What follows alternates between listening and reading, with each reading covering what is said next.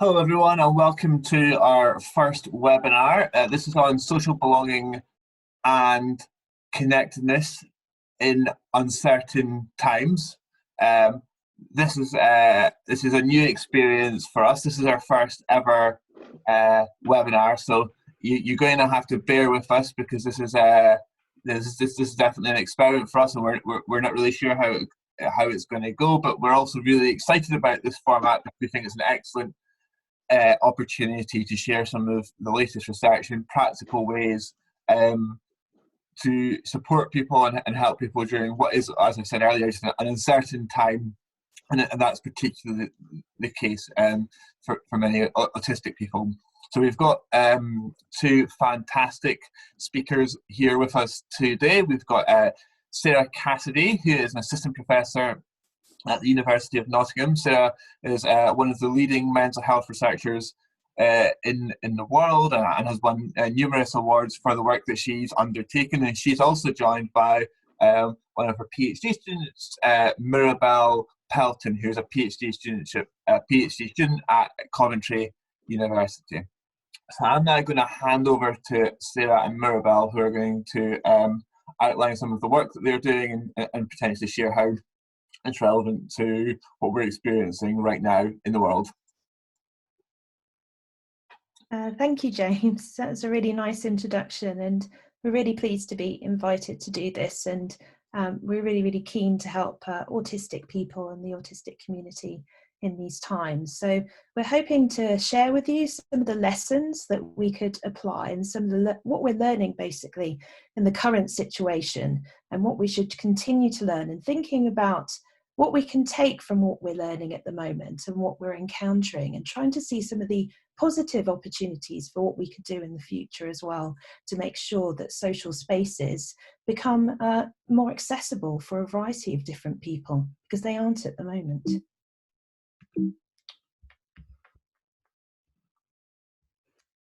So, just trying to see if I can move my slides. Here we go. That's how I do it. So what do we actually mean by social belonging? So social belonging is quite a personal thing, really. There's not one kind of definition of social belonging, and it will mean something different to all of us. It will mean something different according to your life experiences, according to the way that you communicate with others, according to the way that you prefer to connect with others, and also in the situation and the environment that you're in. So social belonging now, in the era of kind of physical distancing, could mean something very different now to what it would usually mean when we have access to other ways of connecting with people. But basically, essentially, what social belonging means is just having meaningful social connections to others in whatever form that is meaningful for us and that we like to do. So why is social belonging important? Well, a lot of theorists have argued that social belonging is a basic human need, and it actually protects us against a lot of mental health problems and even thoughts of ending life. And previous research has very unhelpfully assumed that autistic people are not socially motivated and have therefore ignored social belonging in autistic people, or assumed that they don't perhaps need a feeling of social belonging like non-autistic people do. But our research shows that this assumption is simply not true. And I'll take you through some of the recent findings in this area that actually shows that not only do autistic people experience belonging, but also how important that is for their mental health and non-autistic people's mental health. So from qualitative research, where we've asked autistic people about what well-being means to them, autistic people describe belonging as an important part of their well-being. Autistic people in other qualitative research have reported that feeling accepted in society is really important for their mental health, and feeling accepted is a very important part of feeling like you belong. Belonging a sense of belonging, feeling social belonging, also protects against mental health problems and thoughts of ending life in both autistic and non-autistic people. And we've shown that in a number of our research studies, both qualitative and some quantitative kind of statistical and participatory research in partnership with autistic people, where we've asked them, you know, what's important to you? And they've told us that belonging is really important and helped us to study it. Whereas we've also found that if people feel pressured to behave in a certain way in order to fit in, try to follow kind of social mores, and they feel a lot of pressure to do that, lots of pressure to camouflage their autistic traits or behaviours to try and fit in, that is a really, really big risk marker. It increases feelings of not feeling accepted for who you are, increases feelings of thwarted belonging, not belonging, and consequently can lead to mental health problems and even suicidal thoughts. And what we found with all of this research is that it holds true for autistic and non-autistic people. So social belonging and feeling accepted is important for everybody's mental health, autistic and non-autistic. So what about social belonging in autistic people? Because a lot of our research has shown a lot of similarities, that this is a really, really important factor for people's mental health. But are there any subtle differences in how social belonging is experienced by autistic people that we need to take into account? So we did this in a study, a participatory research study. We asked autistic people what belonging meant to them. And we also asked them what they thought about the kind of questions that we usually use to assess whether somebody has a sense of social belonging.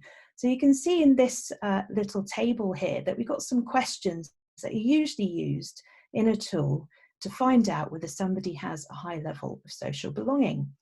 Things like these days I feel like I belong, these days I'm fortunate to have many caring and supportive friends, and these days I feel disconnected from other people. And as you can see on the right-hand column, both autistic and non-autistic people responded similarly to these type of questions, which suggests that autistic and non-autistic people can feel like they belong, that they think that having caring and supportive friends is really important for feeling a sense of belonging and being connected to others. Whereas there are other couple of questions here that are interpreted differently. And those questions are, these days I'm close to other people, and these days I often feel like an outsider at social gatherings. And our study showed that autistic and non-autistic people interpreted those kind of questions a bit differently. So what this shows is that there are many similarities in how autistic and non-autistic people might experience social belonging, but there are some possible subtle differences in how autistic people may prefer to connect or how they express belonging compared to non-autistic people. And why is that important? A lot of research, a lot of new research is showing that autistic and non-autistic people have different communication styles and preferences. And when people have very, very different points of view, when they have very, very different experiences, when they have very, very different preferences and communication styles, this, Damon Milton has argued, can result in something called the double empathy problem, where people on either side don't really understand the other person and can't really empathize with their point of view. So, for example, a lot of previous research has, looked at autistic people having difficulty interpreting non-autistic people's thoughts, behaviours and feelings. But more recent research has shown that's also the case for non-autistic people. Non-autistic people also have difficulty empathising with, understanding and correctly interpreting autistic people. And that can lead to really, really unhelpful assumptions, pressures and barriers to social spaces. For example, previous research historically assuming that autistic people don't experience social belonging. That's a very unhelpful assumption. Pressurizing, feeling a pressure to camouflage who you are in order to try and fit in social spaces in a neurotypical way, according to the norms of neurotypical kind of majority society. All of these are very, very unhelpful things. And we've been trying to explore how we can close that empathy gap. So how can we redefine what social belonging means so it's more accepting of lots of different ways of being, and acknowledging that people have different communication styles, but not less. So just in kind of summary, social belonging, we would argue from the evidence, is important for the mental health of both autistic and non-autistic people. Social belonging actually looks really similar in autistic and non-autistic people, but there are some subtle differences which may lead to misunderstanding and can actually increase barriers to social spaces. And because of that, autistic people report many barriers to accessing social spaces and feeling othered, which impacts their mental health and well-being. So I think that we really need to close this empathy gap. So what does this mean now? A really important thing that we should bear in mind is that we should not assume that social distancing in the current pandemic will not affect autistic people. I think that's really important. There's some things flying about, and lots of autistic people getting in touch with me saying that people are assuming that they'll be fine in the current situation, and we shouldn't assume that. Some people might prefer our current situation in certain aspects, but that doesn't apply to everybody. How is the current pandemic actually affecting us? Well, we might feel confined and isolated because we can't access some of the physical social spaces that we usually do. Lots of events and meetups are cancelled. Support may be unavailable or might be in a very, very different form. And that's all affecting kind of how we access social spaces and how we experience social connections at the moment. But I would say that although we have to be physically distant, we do not have to be socially distant. I think it's quite unhelpful in the media how it's been put out that we have to be socially distant, but that's not the case. We're just asked to be physically distant from other people, but we can still access social spaces a bit differently. So what are the opportunities here for us? There is a lot of change, there's a lot of uncertainty, there's stress. We might feel frustration and disappointment over things being cancelled and having a lack of control over the rapidly developing situation. But I think it's really important to see some positives and some opportunities that the current situation presents us. The pandemic, it's forcing society to redefine what social belonging means and how we can actually stay connected, that we're going to have to think outside the box. We're going to have to try and stay connected in a multitude of different ways. So this time could be an opportunity to influence this and change the narrative and widen our kind of appreciation of lots of different communication styles and lots of different ways of connecting, and not just being really, really fixed in one type. It could create new ways of opening up social spaces to everyone.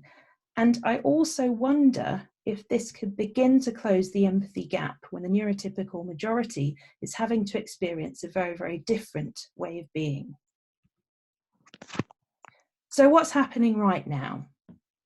Autistic people have been asking for years for alternative ways of accessing social spaces. And a lot of our work, a lot of our international participatory work, where we've asked autistic people, those who support them, how can we make mental health kind of support more accessible? How can we make education more accessible? What do we need to be doing? And autistic people have been asking for things like online and virtual teaching and assessment, alternatives to face-to-face treatment and support for seeing your GP, for making a GP appointment, for accessing counselling, not over the phone, but using things perhaps like text-based or making appointments online. This now has to happen worldwide, and it is happening. Before, we were kind of told that it would be too difficult to do, that it would be impossible, that it would just not be implementable. But the impossible now is in fact becoming possible because we're having to do these things. We've shown the impossible is in fact possible. So I think that these kind of potentially helpful things, I think that we should keep this learning and shift going, so that in the future, when somebody says, no, we can't possibly, have a text-based service or an online service for booking a GP appointment, we can point out that actually it is very possible and it has worked well. And that could benefit everybody. So what can we do right now? I think it's important to stay connected, but in the way that works for us. We shouldn't feel a pressure to stay connected. At the moment, there's so much going on. We're all in a really, really big transition period, and we should just try and focus on making gradual, small steps, small wins and small ways that we can stay connected. Possible ways that we could do that, just suggestions. We could try to move more into the virtual space, so having one-to-one or group meetings over video, audio, or text chat. Trying to keep appointments and meetups, but move them into the virtual world. So we have a couple of steering groups of autistic people who are equal partners in our research, and we meet regularly to make sure that our research is on track. So rather than, cancelling all of those, because that increases uncertainty, we've agreed to try and keep those going. And we've tested alternative formats. So say, for instance, I have my first ever kind of text chat, and we actually all agreed that it worked really, really well, and we might switch to that new format in the future. We should try perhaps to schedule regular virtual social events. Perhaps we could try and send people a nice message over email, text, or social media. We should also be creative and think about new ways that we can make our own positive and safe spaces online. And many autistic-led groups have been doing that for years. So there's a real learning opportunity to share what works between each other. And just to reiterate, remember, we are in a transition period. It may take time to find the right routine and what works for us, and just focusing on making a few gradual small steps to try and achieve that, and not feeling immense pressure to socialize if we don't want to at the current time, to try loads and loads of new things, or to have too much pressure to get everything right. That's just not possible in the current climate. So what could help? I think that we need to know what social belonging and connectedness actually means to people in these uncertain times, because even before, our research was just starting to unpack what social belonging meant to autistic people. But now we're in very, very different times. So how's that changed now? And how can we help people now? What are people doing to stay connected now to each other? And Autistica have made an excellent start. They've got a hashtag Ways to Cope on Twitter, and they've got some wonderful ways from the team about how they're finding ways to cope. So sharing how we're coping at the moment could help other people in a similar situation. And all of this could help us to broaden understanding of what social belonging is right now and more generally. Find new ways to open up social spaces to everyone to make them more accessible, and help people in the current pandemic now. So I'm just going to hand over to Mirabel to tell us a bit about our community project on this topic. Thank you, Sarah. So as Sarah outlined at the beginning, our earlier research had showed us that the way that we think about and describe and measure social belonging and connectedness, it isn't always that meaningful for autistic people. And we had begun to think about what to do about this last November, when we were finding the results of the earlier study she talked about. And we wanted to ask autistic and non-autistic people to express what's meaningful to them about social belonging and connectedness in any creative form. And we had wanted to do this before the current pandemic, and we are feeling now that this is still an important thing to do. So we want to know what people like to do with friends, what makes you feel part of society, and how do you prefer to connect with people, and what does feeling connected feel like? So we're asking people to use art or poems or stories or photos, or just a short phrase or a doodle or picture There are no right or wrong answers to any of these questions, and it's definitely not an art competition. But because I'm based at Coventry University, we have funding from Coventry City of Culture to collect these creative submissions and to display them in a community space and explore how people make sense of them and how they react to them.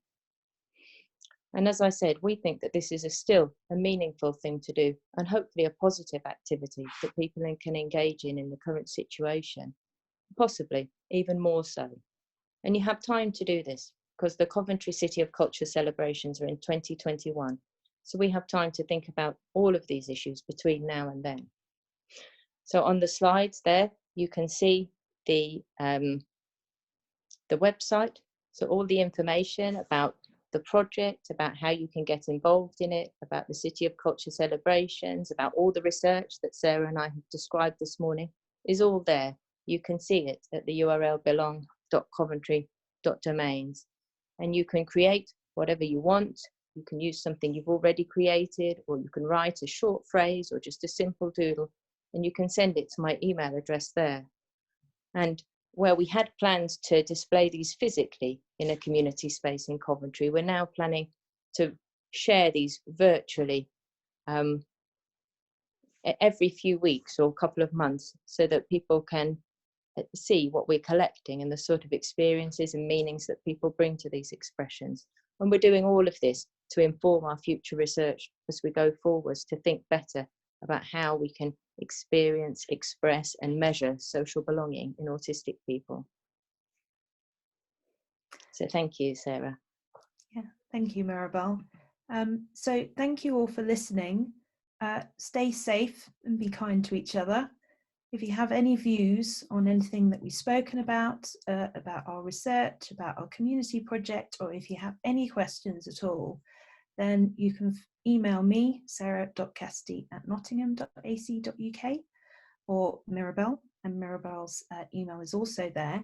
I've also put up Mirabel's community project website, the belong.coventry.domains, but I've also put up my website for the Mental Health in Autism Research Group at Nottingham, which has lots of other information and resources that could be helpful right now.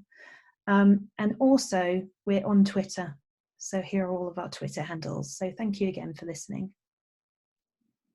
That's great. Thank you very much, Sarah and Mirabel. That was really fascinating and a really important and timely presentation. Can I ask people that are watching, if they have any questions, could you please either submit them on Facebook or on Zoom if you're watching on Zoom? And also you can, I know that Sarah referred to our new campaign, #Ways to Cope. You can find that on our website as well. So well, some more questions come in. We've had a few questions which were submitted ahead of time on our research network Discover. So the first one is, all of us will have reduced social connectedness, so we're more likely to see increased mental health problems and issues such as that, and issues around that area. Are there any slides which show that any specific management plan is effective in autistic people, and if so, in which studies? So if you, Mirabel, you take that question first. Yes, I'm happy to take that question first. I think the absolutely that we are all at risk of reduced social connectedness, and that there is research which shows that that can be a risk factor for suicide. And yes, certainly we should be looking at ways to address it. I think one thing that I would just add there, based on our research, is that one of the things we've seen in our other paper is that reductions and changes in social connectedness and belonging are less strongly associated with suicide risk in autistic people than non-autistic people. And that partly is what led us to ask the question about whether we're measuring and thinking about social belonging in the right way. But within the groups of autistic people who talk with me about my research and what that means, we raised the idea that it could be that autistic people are able to cope better with changes in social network due to life changes than non-autistic people. But again, this is a very early stage of this research, and this isn't to play down the current challenges of the current situation, but just to reiterate the point that actually a lot of this research is based on assumptions or ways to think about belonging that may not be the most accurate for autistic people. I think one of the other points that comes out of suicide research is that at times of national crisis, suicide rates can go down because there is a common goal, if you like, in society, which is certainly that we're all listening to the same information, we're all suddenly engaged in the same challenges, which bring us together in a different way than before. Do you want to add, Sarah? Yeah, I totally agree. And I think the take-home message is that it's not inevitable at all that we shouldn't assume that suicide rates will increase. In fact, they could go down. Great, great. So I guess lots of one person has asked a question on Zoom, and they're saying lots of people are keeping in touch over the phone right now, but we know that some autistic people find the phone difficult. Do you have any advice for autistic people who might find phone calls difficult to manage? Yeah, I don't mind taking this one because I hear it so much through all of our kind of priority setting exercises that, you know, to make an appointment with your GP, you have to kind of get on the phone, but that's really anxiety kind of provoking. I'm not too aware of, you know, lots of things that, you know, people have tried. I think it's sort of difficult for everybody, but I know now in the current situation that a lot of GP surgery, because of demand, because of a totally kind of different reason, a lot of places are actually making ability to make appointments and things online. So making it kind of a lot easier and kind of through phone apps and things like that. So that's a really great opportunity in the current situation. It could actually make it a lot easier for a lot of people to make a GP appointment, for instance, because now we have access to that. So I know it doesn't completely answer your question, but I hope it's useful nevertheless. Do you have anything? Yeah, I would just add, I think if you're offered a phone call, it's okay to ask if you can text, or if there is an email or text-based system. But if somebody's asking you to make a phone call on your mobile phone, it should be just as easy to text. And you know, and that might be helpful for the person who's trying to connect with you to say that actually texting is easier for me. So we've just had a related question come in online, and I guess one of the things which we've all observed is this move to online socializing. So I don't know about yourselves, but you know, I've certainly been keeping up with friends on Zoom, and actually catching up with friends that I've not spoken to in quite some time. And I guess one of the questions that someone submitted to ask is there almost a risk there's too much pressure now to join in on virtual social activities because that's the new social norm?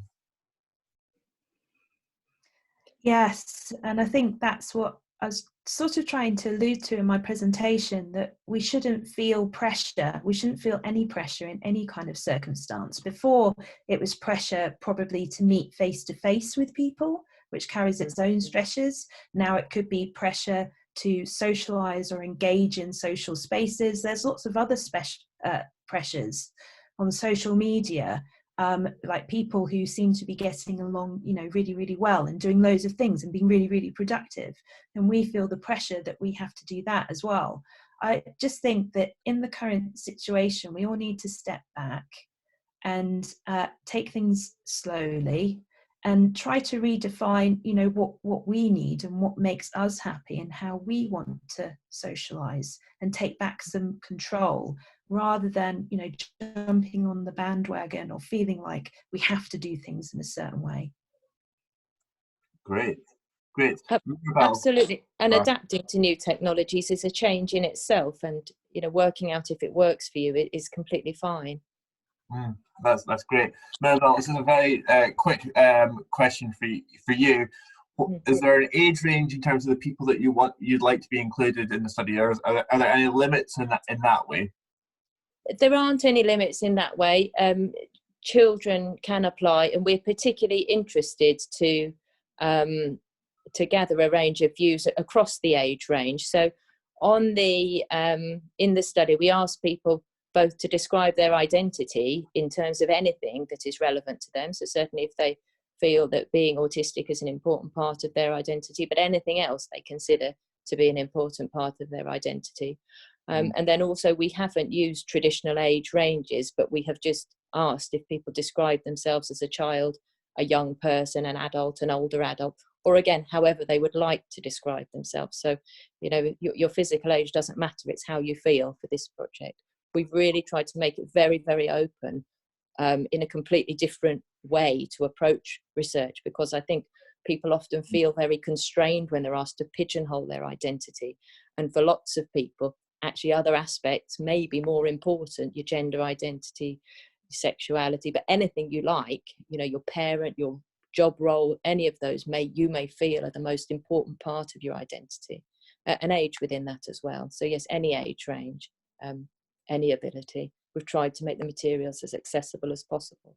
That's great. That's great. So I guess someone's asked a really important question here, which is that, you know, this person works in an organisation which has a higher than average number of people who are either autistic or neurodivergent in some way. How they're asking, how can they train up people in the organisation to understand this, you know, from senior management to HR to the comms team, particularly in the context of remote working. So we've seen, you know, everyone on LinkedIn and Twitter and Facebook are putting on photos of each other on Zoom. We're all making this big shift and adaptation to this new world of remote working. And I guess we're, you know, this sort of social side of things is really important as well. So I guess just all those different, when you consider all those different things, what's the best way to accommodate autistic people, particularly right now? So do you mean in terms of, you know, like work and remote working specifically, or a number of other? Yeah, sure. So I guess I'm meaning, I think right now it would be particularly useful to think about remote working and making people still feel connected in that context. Yeah, I think that's really important, because it could be really, really easy, I suppose, to slide into just kind of answering your emails and just feeling kind of quite disconnected and alone. And certainly for me, working at a research organisation and teaching, we've had to really, really rapidly move everything online and make difficult decisions about what kind of research is possible and ethical in the current kind of situation, and pause research projects. So at the beginning, it kind of felt that a lot of us were sort of working and sort of struggling by ourselves alone at home. But my organisation has actually been really, really good at opening up kind of new social spaces, and it's really, really interesting. It's absolutely fascinating how that's kind of blossoming.